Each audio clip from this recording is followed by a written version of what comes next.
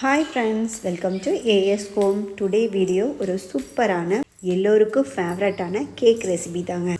இந்த கேக் இந்த வெயிலுக்கு தகுந்த மாதிரி கொஞ்சம் குளிர்ச்சியாக ரொம்பவே டேஸ்ட்டாக இருக்கக்கூடிய பன்னீர் ரோஸ் கேக். நான் இன்றைக்கி செஞ்ச கேக்கு ஒரு 10லிருந்து 15 பூ எடுத்திருப்பேங்க. நல்ல ஒரு பெரிய சைஸ் பூ. ஆனால் ஃப்ளேவர் ரொம்பவே சூப்பராக வந்திருந்தது. நான் பாதி ரோஸை நல்லா அரைச்சி எடுத்துகிட்டு பாதி ரோஸை அப்படியே உள்ளே மிக்ஸ் பண்ணி விட்டேன். அந்த காம்பெல்லாம் எடுத்துகிட்டு நல்லா க்ளீன் பண்ணி போட்டு ரொம்பவே சூப்பராக வந்தது. நான் இன்றைக்கி 1/4 கிலோ மைதா மாவு எடுத்திருக்கேன். நீங்கள் அதுக்கு பதிலாக கோதுமை மாவு கூட எடுத்துக்கலாம். பன்னீர் ரோஸ் இந்த அளவுக்கு வேணுங்க. இதை நல்லா க்ளீன் பண்ணி எடுத்துக்கலாம். 2 எக்கை உடச்சி தனியாக எடுத்து ஒரு கிளாஸில் வச்சுருக்கேன். இப்போ 200 கிராம் சர்க்கரையை இந்த மாதிரி மிக்ஸி ஜாரில் போட்டு நல்லா அரைச்சி எடுத்துகிட்டு வந்துடலாம். ஓரளவுக்கு நைஸாக அரைச்சா போதும். இப்போ ஆல்ரெடி உடச்சி எடுத்து வச்சுருக்கிற 2 எக்கை மிக்ஸி ஜாரில் போட்டு நல்லா பீட் பண்ணி எடுத்துக்கலாம். மிக்ஸி ஜாருக்கு பதிலாக நீங்கள் பீட்டர் யூஸ் பண்ணி கூட இதை நல்லா பீட் பண்ணி எடுத்துக்கலாம். பீட் பண்ணி எடுத்த பிறகு அரைச்சி வச்சுருக்கிற சுகர் ப்ளஸ் கொஞ்சம் பட்டர் 3ஐயும் நல்லா பீட் பண்ணிக்கலாம். கூடவே ஆயிலும் சேர்த்து நல்லா பீட் பண்ணிக்கோங்க. இப்போ ரோஸ் எல்லாமே க்ளீன் பண்ணி எடுத்துக்கலாம். சில ரோஸ் பெட்டல்ஸ் கொஞ்சம் வாடின மாதிரி இருக்குது. அது ஒன்றும் பிரச்சனை இல்லைங்க. நம்ம காய வச்சு யூஸ் பண்ணாலும் அப்படி தான் இருக்கும். ஸோ அப்படியே யூஸ் பண்ணிக்கலாம். இப்போ எக், சுகர், ஆயில், பட்டர் 3ம் சேர்த்து நல்லா பீட் பண்ணி இந்த மாதிரி ஒரு மிக்சிங் பவுலில் எடுத்துக்கலாங்க. இந்த மிக்ஸோட கொஞ்சம் ரோஸ் பெட்டல்ஸ் அப்படியே இந்த மாதிரி முழுசாக போட்டுருங்க. எதுவுமே அரைக்க வேண்டாம். மீதி இருக்கிற ரோஸ் பெட்டல்ஸை இந்த மாதிரி மிக்ஸி ஜாரில் போட்டு ஓரளவுக்கு ரொம்ப நைஸாக தேவையில்லை, இந்த அளவுக்கு அரைச்சி எடுத்து மிக்ஸ் பண்ணிக்கிங்க. இப்போ இதுக்கு தேவையான அளவு 3/4 spoon baking powder, 1/4 spoon baking soda, கொஞ்சமாக பைனாப்பிள் எசன்ஸ், நம்ம எடுத்து வச்சுருக்கிற 1/4 கிலோ மைதா மாவு 250 கிராம், கூடவே வார்ம் வாட்டர், ஜில்லுன்னு இருக்கிற பால். முடிஞ்ச அளவுக்கு தண்ணியை குறைச்சி பால், பட்டர் அதிகமாக ஆட் பண்ணிக்கிங்க. நான் இன்றைக்கி கொஞ்சம் வார்ம் வாட்டர் அதிகமாக யூஸ். ஸோ கேக் ரொம்ப ஸ்பாஞ்சியாக வரல. டேஸ்ட் ரொம்பவே சூப்பராக இருந்தது. ஆனால் வார்ம் வாட்டர் கொஞ்சம் கம்மி பண்ணி பால் அதிகமாக மிக்ஸ் பண்ணிக்கிங்க. இதை நல்லா மிக்ஸ் பண்ணி விடுங்க. நமக்கு கேக் கன்சிஸ்டன்சி எந்த அளவுக்கு வேணுமோ அந்த அளவுக்கு பால் கொஞ்சம் கொஞ்சமாக ஆட் பண்ணி மிக்ஸ் பண்ணிக்கலாம்.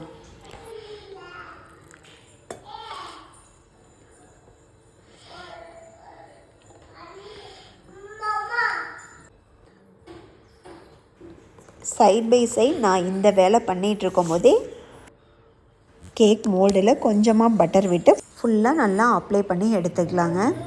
சைட் பை சைட் ஓடிஜியும் ஒரு 10 மினிட்ஸ் முன்னாடியே ப்ரீ ஹீட் பண்ணி வச்சிடலாம். இப்போ கேக் மோல்டில் கொஞ்சமாக மைதா மாவு மோல்டு ஃபுல்லாக எல்லா இடத்துலையும் நல்லா படுற மாதிரி நல்லா டேப் பண்ணி எடுத்துக்கோங்க. அப்போ தான் கேக் கொஞ்சம் கூட ஒட்டாமல் ரொம்பவே சூப்பராக வரும். வீடியோ ஸ்டார்டிங்லேயே பார்த்துருப்பீங்க கேக் மோடில் எந்தளவுக்கு கேக் சூப்பராக வந்ததுன்னு. இந்த மாதிரி ஃபுல்லாக கேப் இல்லாமல் நல்லா டேப் பண்ணி எடுக்கும்போது சூப்பராக கேக் வரும். இப்போ நம்ம எடுத்து வச்சுருக்கிற கேக் பட்டரை இந்த மாதிரி ஏதாவது ஒரே ஷேப் வர மாதிரி ஒரு கரண்டி யூஸ் பண்ணி கப் கேக்கு எடுத்துக்கோங்க. ரிமைனிங் எல்லாமே கேக் மோல்டில் உங்களுக்கு என்ன ஷேப், ஸ்கொயர், ரவுண்ட், ஹார்ட்டிங் எந்த மாதிரி வேணுமோ அதில் பண்ணி எடுத்துக்கலாம். நான் இந்த கேக்காக ரோஸ் பெட்டல்ஸ் இன்னும் கொஞ்சம் வச்சுருந்து இது மேலே ஃபுல்லாகவே நல்லா அப்ளை பண்ணி விட்டுங்க. அதை நல்லா டேப் பண்ணி எடுத்து ஓவன் 10 மினிட்ஸ் ஃப்ரீ ஹீட் ஆன உடனே உள்ளே வச்சுட்டேன். இந்த கேக் எல்லாமே என் பொண்ணு பண்ணுறேன்னு சொன்னால், ஆனால் அவனால் முடியல. அதனால் சின்ன சின்ன ஒர்க் மட்டும் அவர்கிட்ட கொடுத்துட்டு மீதி எல்லாமே நானே பண்ணி கொடுத்துட்டேன்.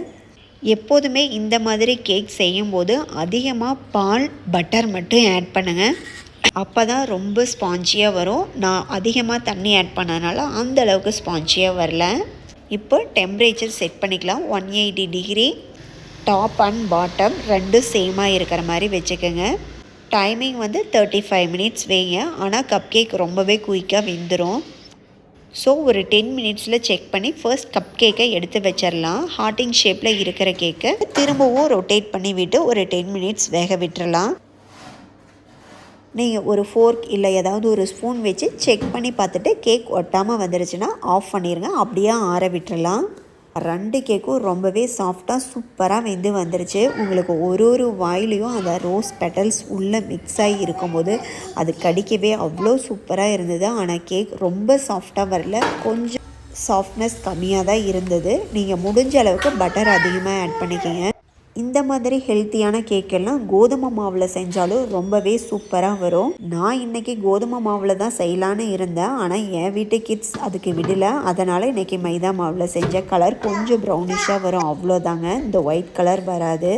ஆனால் நாம் ரோஸ் பெட்டல்ஸ் இன்றைக்கி அரைச்சி போட்டதுனால அப்போவுமே ப்யூர் ஒயிட் வரல. ஆனால் கேக் ரொம்பவே சூப்பராக வந்திருந்தது. இந்த மாதிரி கேக் எல்லாம் வெளியில் வைக்கும்போது 1 or 2 டேஸ்க்கு மேலே வெளியில் வச்சு சாப்பிட முடியாது. அதுக்குள்ளே நம்ம காலி பண்ணிடணும். இந்த வெயிலுக்கு ரொம்பவே குளிர்ச்சியான சூப்பரான ஒரு ஹெல்த்தியான ஸ்நாக்ஸ் ரெசிபி. என்ன நீ சாப்பிட்டுட்டு இருக்கிற? பிடிச்சிருக்கா? அம்மா கொஞ்சம் தரையா?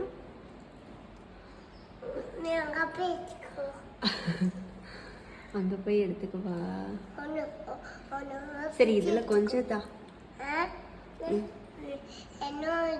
உன்னோட கேக்கா. ரெசிபி பிடிச்சவங்க வீடியோக்கு ஒரு லைக் கொடுத்துட்டு ட்ரை பண்ணி பார்த்துருங்க. தேங்க்யூ. தேங்க்ஸ் ஃபார் வாட்சிங்.